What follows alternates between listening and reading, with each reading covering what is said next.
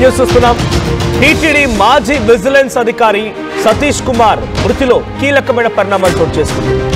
పరకామణి కేసుకి దీనికి లింక్ ఉందా? సతీష్ కుమార్ మరణం వెనుక ఏం జరిగిందనే కోణాల్లో పోలీసులు 12 పోలీసు బృందాలు దీనిపైన విచారణ చేపడుతున్నాయి. ఏం జరిగిందనే విషయంపైన కూలంకషంగా వారంతా కూడా వివరిస్తూ ఉన్నారు, చర్చిస్తూ ఉన్నారు. పెద్ద ఎత్తున పలువురిని ఇప్పటికీ అదుపులో కూడా తీసుకున్నారు. అయితే సతీష్ కుమార్ మృతితో ఈ కేసు కీలక మలుపు తిరుగుతోంది. పరకామణి కేసు, ఇంతకీ పరకామణి కేసు అంటే ఏంటి?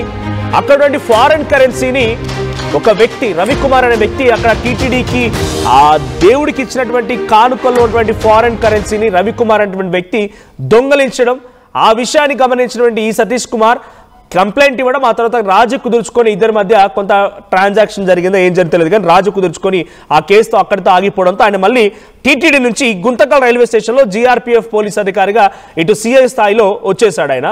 సో ప్రజెంట్ ఇప్పుడు ఆయన రెండవసారి పరకామణి కేసు సంబంధించి కేసు విచారణ ఎదుర్కోబోయేటువంటి సిచ్యువేషన్లో ఆయన ట్రైన్లో ప్రయాణిస్తుండగా ఏం జరిగిందో తెలియదు కానీ మరుసటి రోజున నవంబర్ 14 రోజున ఆయన రైల్వే పట్టాలపై మృతదేహంగా కనిపించాడు. ఇక్కడ విజువల్ మనం చూస్తున్న విజువల్స్ లో ఈయన రైల్వే స్టేషన్ కి వెళ్లే ముందు విజువల్ ఇది.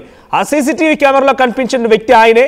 సో 14వ తేదీన మృతదేహంగా కనిపించినటువంటి సతీష్ కుమార్ 13వ తేదీన అర్ధరాత్రి సుమారుగా 11:20 సమయంలో హనుమాన్ సర్కిల్లోని ఒక కేఫ్లో టీ తాగుతూ కనిపించిన ఆ విజువల్ మనం చూస్తున్నాం. అంటే ట్రైన్ టైం వచ్చేసి 1:20. 2 గంటల ముందు ఆయన అక్కడ ఉండిపోయాడు. సుమారుగా 1 గంటకు ట్రైన్ అయితే 2 గంటల ముందే అక్కడికి రైల్వే స్టేషన్కి వచ్చాడు సతీష్ కుమార్. అయితే 2 గంటల ముందు రావాల్సిన అవసరం ఏమొచ్చిందనే కోణంలో కూడా ప్రస్తుతానికి పోలీసులు దర్యాప్తు చేస్తున్నారు. స్పాట్లోనే ప్రస్తుతానికి సతీష్ కుమార్ సంబంధించి మొబైల్ ఫోన్ కూడా ధ్వంసమైంది. ఎక్కడైతే రైల్వే ట్రాక్ పైన మృతదేహం కనిపించిందో అక్కడ ఆ స్పాట్లో సతీష్ కుమార్ యొక్క మొబైల్ ఫోన్ కూడా పూర్తిగా చెడిపోయిన పరిస్థితిలో కనిపించింది. అయితే సతీష్ కుమార్కి గత వారం రోజులుగా ఎవరు ఫోన్ చేశారు, 6వ తారీఖు నుంచి ఆయన చనిపోయే రోజు వరకు ఎవరు కాల్ చేశారు, ఎవరు మెసేజ్ చేశారు, ఎవరు చాటింగ్ చేశారు, ఆయనతో ఎవరెవరు మాట్లాడారు, ఎవరెవరిని కలిశాడు ఆయన, ఇలా అన్ని కోణాల్లో కూడా పోలీసు దర్యాప్తు ప్రారంభించారు. సో సతీష్ కాల్స్ని మెసేజెస్ని అన్నిటిని కూడా పరిశీలిస్తున్నారు, డాటాను మొత్తం కూడా తీసుకుంటున్నారు. ఇక అదే రోజు రాయలసీమ ఎక్స్ప్రెస్లో ఆయన వెళ్ళిన రోజే సుమారుగా 13 మంది పాత నేరస్తులు కూడా ఉన్నారట. అంటే అలా బుకింగ్ ద్వారా అర్థమైంది నేరస్తులు ఎవరెవరు ఉన్నారనేది. సో రాయలసీమ ఎక్స్ప్రెస్లో ఆయన ఏదైతే ట్రైన్ ఎక్కాడో ఆ ట్రైన్ ఎక్కి రాయలసీమ ఎక్స్ప్రెస్లో తిరుపతి వైపుగా వెళ్తున్నాడు. అదే ట్రైన్లో 13 మంది పాత నేరస్తులు కూడా ఉన్నారట. అయితే పరకామణి చోరీ కేసు కోణంలో ప్రస్తుతానికి పోలీసు దర్యాప్తు చేస్తున్నారు. So assistant vigilance and security ఆఫీసర్గా టీటీడీలో పనిచేసినటువంటి ఈ సతీష్ కుమార్ వయసు 39. అయితే ఆయన టీటీడీలో పనిచేస్తున్న క్రమంలో రవికుమార్ అనేటువంటి ఒక వ్యక్తి పరకామణి లెక్కింపు కార్యక్రమం ఇక్కడ విజువల్ మీరు చూస్తున్నారు. సర్కిల్లో కింద బాక్స్ లో కనిపించినటువంటి వ్యక్తి, ఆ సర్కిల్లో రైట్ సైడ్ లో మీకు కనిపిస్తున్న వ్యక్తి ఆయనే రవికుమార్. సో రవికుమార్ ఏం చేశాడంటే ఫారెన్ కరెన్సీ టీటీడీ ఆలయానికి వచ్చినటువంటి కానుకల్లో స్వామివారికి భక్తులు సమర్పించే కానుకల్లో నుంచి వచ్చినటువంటి ఫారెన్ కరెన్సీని దొంగతనంగా దాచేశాడు. అది సతీష్ గమనించి సతీష్ రవికుమార్ పై ఫిర్యాదు అందించాడు. ఆ తర్వాత ఆ ఫిర్యాదు ఏం జరిగిందో తెలియదు కానీ రాజీ కుదుర్చుకున్నారట, ఇద్దరి మధ్య రాజీ కుదిరిందట.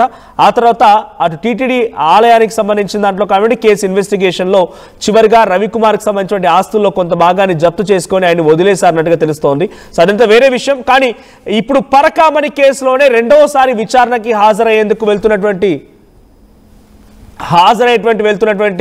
సతీష్ కుమార్ మృతి చెందాడు. ఆయన మృతి వెనుక పరకామణి కేసు ఏదైనా లింక్ అయి ఉందా అనేది మాత్రం అనుమానంగా ఉంది. మనం విజువల్లో చూస్తూ ఉన్నాం. సో అది ఫారెన్ కరెన్సీ, ఆ ఫారెన్ కరెన్సీ టీటీడీ ఆలయానికి స్వామివారికి భక్తులు సమర్పించుకున్నటువంటి కానుక, దాన్ని ఎలా దొంగలిస్తున్నాడు చూడండి ఆ రవికుమార్ అనే వ్యక్తి. ఇది పక్కగా సీసీటీవీ కెమెరా రికార్డ్ అయిన దృశ్యం. ఆ రోజు ఏదైతే ఆ ఫారెన్ కరెన్సీ దొంగతనానికి గురైంది ఇది ఆ విజువల్. సో అక్కడ చూడండి ఆయన చేతిలో ఫారెన్ కరెన్సీ ఉండేలా దాస్తూ ఉన్నాడు. అయితే ఇది గమనించినటువంటి సతీష్ రవికుమార్ పై ఫిర్యాదు అందించాడు. సో రవికుమార్ ఇప్పుడు సతీష్ ఏమైనా చేసి ఉంటాడా లేదా ఇంకెవరైనా సుపారీ ఇచ్చాడా, అసలు తన ఉద్యోగం పేరుని తనకు పేరు ప్రతిష్టలు మొత్తం దెబ్బతిన్నాయి సతీష్ మూలంగా అని చెప్పి ఇంకేదైనా కక్షగట్టి కుట్రపూరితంగా ఈ పని చేశాడనే అనుమానంలో కూడా పోలీసులు ఈ కేసును విచారిస్తూ ఉన్నారు. సో ప్రస్తుతానికైతే 12 పోలీసు బృందాలు అసలు మరణానికి కారణం ఏంటనేటువంటి దర్యాప్తును చేస్తూ ఉన్నాయి. సో అక్కడ సీన్ రికన్స్ట్రక్షన్ కూడా చేశారు పోలీసులు. నిజంగా ట్రైన్లోనే అతన్ని హతమార్చి, ట్రైన్లోనే అతనిపై దాడి చేసి, ట్రైన్లోనే తల వెనుక భాగంలో గొడ్డలిపై గొడ్డలితో తనని కొంత దాడి చేసినటువంటి సిచ్యువేషన్ ఉందా?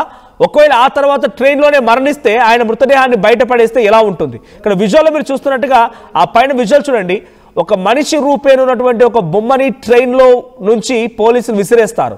సో విసిరేస్తే అది ఎలా పడిపోతుందని దాన్ని చూస్తూ ఉన్నారు. సో ఎగ్జాక్ట్గా ట్రైన్ ట్రాక్ పై పడి ఉన్నటువంటి ఆ మృతదేహానికి దీనికి చాలా తేడాలు గమనించారు. సో డైరెక్ట్గా మృతదేహాన్ని ట్రైన్లో నుంచి విసిరినట్లయితే ఇలా పడిపోతుంది. మరి ట్రైన్లో నుంచే విసిరారా లేదా ఇంకేదైనా జరిగిందా అనే కోణాల్లో కూడా పోలీసులు ప్రస్తుతానికి విచారిస్తున్నారు. సో ఆ సమయంలో ట్రైన్లో 13 మంది పాత నేరస్తులు అందులో ప్రయాణిస్తూ ఉన్నారట. మరి వారిని కూడా విచారిస్తున్నారు, పాత నేరస్తులను విచారిస్తున్నారు. ఇటు రవికుమార్ పై అనుమానం వ్యక్తం చేస్తున్నారు, ఇంకా రకరకాల అనుమానాలు వ్యక్తం అవుతున్నాయి. అటు పోలీసులకి సతీష్ కుమార్ సోదరుడు ఇచ్చినటువంటి ఫిర్యాదు ఏంటంటే పరకామణి కేసులోనే మా అన్న విచారణకు వెళ్తున్న సమయంలో ఈ ఘటన జరిగింది కాబట్టి నాకంతా కూడా పరకామణి కేసు పైన అనుమానం వ్యక్తమవుతోంది అని చెప్పి ఆయన కంప్లైంట్ ఇచ్చారట. సో ప్రస్తుతానికి రెండవసారి విచారణకు పరకామణి కేసులో, ఈ చోరీ కేసులో, ఈ డబ్బుల చోరీ కేసులో ఆయన కూడా మొదటిసారి కంప్లైంట్ ఇచ్చిన వ్యక్తిగా ఉన్నాడు కాబట్టి ఆయన విచారించేందుకు సిఐడి అధికారులు ఎదుట హాజరయ్యేందుకు వెళ్తున్న క్రమంలో ఈ దారుణమైన సంఘటన చోటు చేసుకోవడం. అయితే ఆయనకి తలకు వెనుక భాగాలు, ముందుగా ఇదంతా కూడా అందరూ దీన్ని కొంత బలోన్మరణంగానే భావించారు. కానీ ఆ తర్వాత తెలిసింది ఏంటంటే ఆయన తల వెనుక భాగంలో స్కల్కి ఒక బలమైనటువంటి ఒక ఆయుధంతో దాడి చేసినట్టుగానే ఉంది అని చెప్పి గమనించి, గొడ్డలతో దాడి చేసినట్టు ఉందని గమనించారు. ఆ తర్వాత మొట్టమొదటిసారిగా బహుశా ఒక మృతదేహానికి సిటీ స్కాన్లు చేయించారు. సో ఒంట్లో ఉన్నటువంటి ఆ శరీర భాగాలు మొత్తం కూడా విరిగిపోయాయి, ఎముకలు విరిగిపోయాయి. ఆ తర్వాత ఆయన మృతదేహం వెనకాల కొన్ని గాయాలున్నాయి, ఆయుధంతో దాడి చేసిన గాయాలున్నాయి. సో ఇవన్నీ గమనించినటువంటి పోలీసులు ఇది సామాన్యమైనటువంటి మరణం కాదు, బలోన్మరణానికి పాల్పడలేదు ఆయన, ఇది వెనుక తప్పకుండా ఎవరో ఒకరు ఆయనపై కుట్ర చేసి రకంగా హతమార్చాలని చేసేటువంటి ప్రయత్నమే జరిగిందనేది వాళ్ళు చెప్తున్నారు. సో ప్రజెంట్ నేను చెప్తున్నటువంటి ఈ న్యూస్ అప్డేట్లో సీసీటీవీ కెమెరా రికార్డ్ అయిన దృశ్యాలే. 11:20 సమయానికి స్టేషన్ సమీపంగా ఉన్నటువంటి హనుమాన్ సర్కిల్ దగ్గర కేఫ్ దగ్గరికి టీ తాగుతూ కనిపించాడు. సో 2 గంటల ముందుగానే ఎందుకు వచ్చాడు? ఎవరైనా కలిసారా? ఆయన ఎవరైనా కలిసారా? చివరిగా ఎదుర్కోబోతున్నటువంటి విచారణ ఉంది కాబట్టి ఆయన ఎవరైనా వచ్చి కలిసారా, లేదా దానిని ఇన్ఫ్లుయెన్స్ చేయాలనుకున్నారా, లేదంటే తాను ఎవరికైనా కలవాలనుకున్నాడా? ఇలా అనేక కోణాల్లో కూడా విచారణ కొనసాగిస్తాను. ప్రతినిధి చెల్లాకే నాయుడు సిద్ధంగా ఉన్నారు. నాయుడు, సో ప్రజెంట్ 2 గంటల ముందు ఆయన ఒక కేఫ్ దగ్గరికి వచ్చి టీ తాగుతూ కనిపించినటువంటి విజువల్స్ ఇప్పుడు వైరల్గా మారాయి. సో ఏంటి ఆ 2 గంటల్లో ఇంకెవరైనా కలిసాడైనా? అదే సీసీటీవీ కెమెరాలో ఎవరైనా కలిసినట్టుగా, ఏదైనా టెన్షన్ పడుతున్నట్టుగా, ఫోన్ మాట్లాడుతున్నట్టు కనిపించిందా? అప్డేట్స్ ఏంటి? ఎస్ మనోజ్, ఈ సతీష్ కుమార్ సిఐ ఎవరైతున్నారో ఎల్వేసి మరణం అనేది పెద్ద ఎత్తున సంచలనం రేపుతున్నటువంటి నేపథ్యం, రోజు రోజుకి అనేక మలుపులు తిరుగుతున్నటువంటి నేపథ్యం. ముఖ్యంగా ఏదైతే ఉందో సతీష్ కుమార్ రైల్వే స్టేషన్ కు వెళ్ళక ముందు గుంతకల్లోని తన స్వగృహం నుండి బయలుదేరి పక్కనే ఉన్నటువంటి టీ స్టాల్ కూడా వెళ్ళి, ఎందుకంటే ఆ సమయంలో ఇంటి దగ్గర నుంచి బయలుదేరారు. అది కూడా 2 గంటల ముందే, దాదాపు 1 గంటకు ట్రైన్ కి ఎక్కాల్సిన సతీష్ కుమార్ ఏకంగా 2 గంటల ముందు ఇక్కడ ఇంటి నుంచి బయలుదేరడం ఎందుకు అనేది కూడా ఒక మిస్టరీగా ఉంది. ఇటువంటి పరిస్థితుల్లోనే ఒక కేఫ్ కి వెళ్ళి అక్కడ టీ తాగి దాదాపు ఒక 5 నిమిషాలు అక్కడ గడిపారు. ఎటువంటి పరిస్థితుల్లోనే ఇది కూడా ఒక పోలీసుల ఇన్వెస్టిగేషన్ లో కూడా ఒక భాగమైంది. ఇటువంటి పరిస్థితి నుండి తర్వాత మరొక అంశం అనేది కీలకంగా మారుతున్నటువంటి నేపథ్యం, సెల్ ఫోన్. తను ఈ నెలనే 6వ తేదీ విచారణకు ఏదైతే ఉందో సిఐడి విచారణకు హాజరయ్యారు. ఆ తర్వాత ఏం జరిగింది అనేది, అందులో ముఖ్యంగా ఫోన్ లో ఎవరెవరితో మాట్లాడారు, ఎవరైనా ఫోన్ చేశారా, ఇటువంటివన్నీ కూడా ఫోన్ ద్వారా కూడా ఎంక్వైరీ ఫోరెన్సిక్ అధికారులు కూడా తేల్చే అవకాశం ఉంది.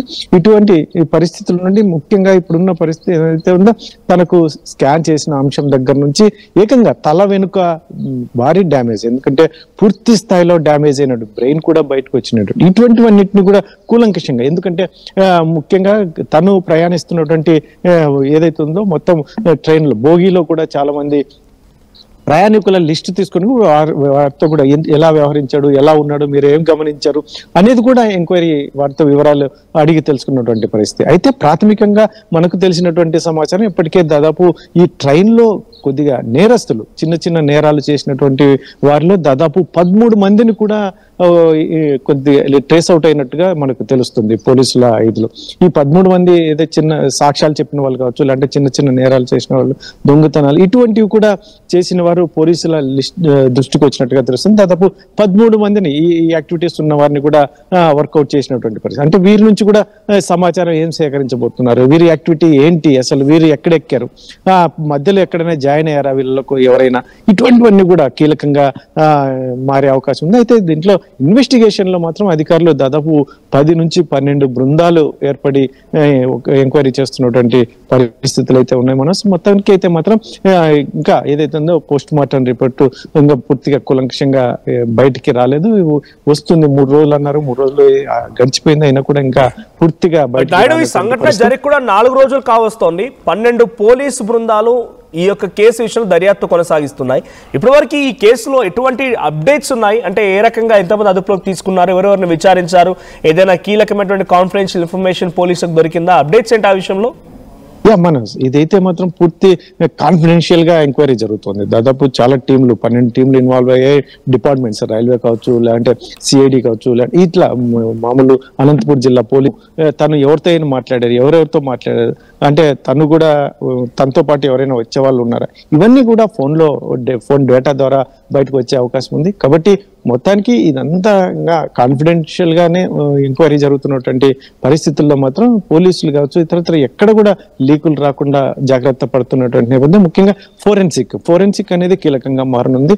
అది ఫోరెన్సిక్ తో పాటు ఏదైతే ఉందో పోస్ట్ మార్టం రిపోర్ట్ కూడా కీలకంగా మారుతున్నటువంటి నేపథ్యంలో ఇప్పటివరకు అయితే మాత్రం ఎక్కడికి లీకులు రాకుండా పకడ్బందీగా ఎంక్వైరీ జరుగుతున్నట్టుగా ఉన్నతాధికారుల నుంచి మనకు సమాచారం అందుతుంది.